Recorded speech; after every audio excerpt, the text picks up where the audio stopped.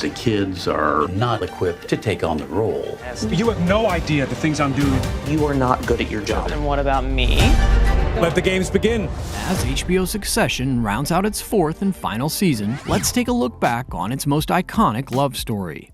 Come on, how bad can it be, right? Not that one. Even though I don't love you. But you want me anyway. Or that one. I'd lay you badly, but I'd lay you gladly. Okay, that one is admittedly second runner-up, but we're talking about the epic bromance that is Tom and Greg. I'd castrate you and marry you in a heartbeat.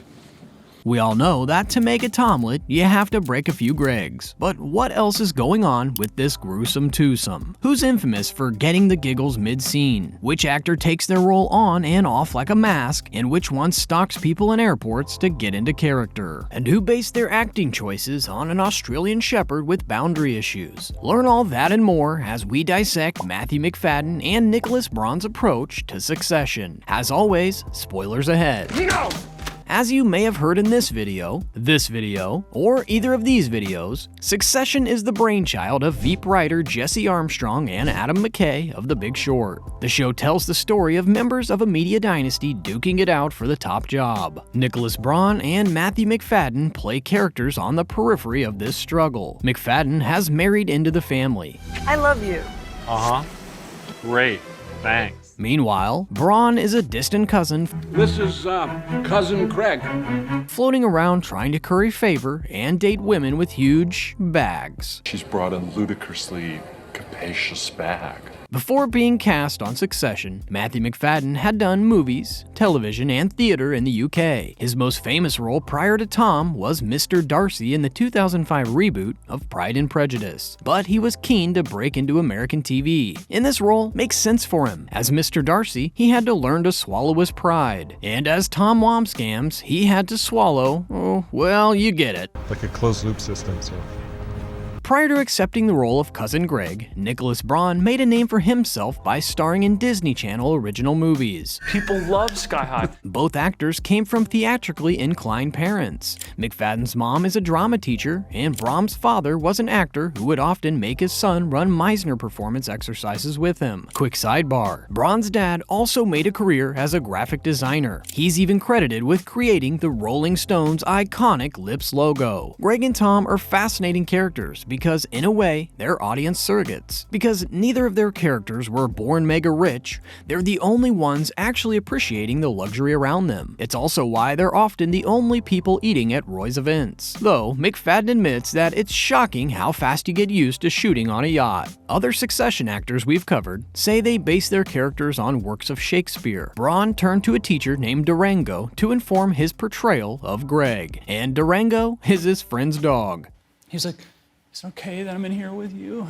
You know, kind of. But he wanted to be next to me, but he's sort of asking permission to be with me, and I thought that's pretty Greggy. Braun's other sources of inspo include Mark Zuckerberg's awkward congressional hearing, a person he saw dancing badly but confidently at a wedding, and a friend of the Murdoch family who he noticed standing on the edges of every picture. But he just looked like a Cousin Greg, and he was in a bunch of photos, and he was just sort of like, it's like his suits didn't quite fit, and his hair was not great, and he looked like he was trying to lean into pictures with people. For McFadden, the hardest part about playing Tom was learning how to do an American accent. To get into character, he studied with a dialect coach and often used affectations stolen from his American castmates. Eventually, he learned the accent well enough to improvise in character, though he is notorious for ruining takes with belly laughs, a reputation Braun also shares. Both Braun and McFadden say that rehearsing as little as possible helps them stay fresh during long scenes. Braun even says he only reads each script once before filming. Sort of being on the edge of not knowing what to say next is, I think, a big part of the character. Greg's cringeworthy delivery and mannerisms are also a huge part of this role. Braun says this kind of awkwardness doesn't come naturally to him, so he followed strangers around an airport and made small talk for several hours before shooting the pilot. No offense to Christian Bale in The Machinist, but that is the most painful approach to method acting we've ever heard. For his part, McFadden doesn't do much pre-shooting prep. As a young man, he studied under Declan Donnellan. In Donnellan's book, The Actor and the Target, he says that actors should base their moves on external stimuli rather than doing lots of internal work. Simply put, don't act, react. For me, it's mask on, mask off. That's it. I don't get mixed up with me and the character.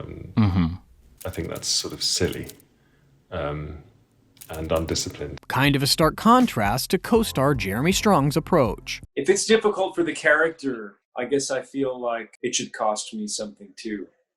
Still, McFadden and Braun's performances are no less deep. Watching their characters interact is a masterclass in playing status. That's very funny. Did you rehearse that? No. No. Yes.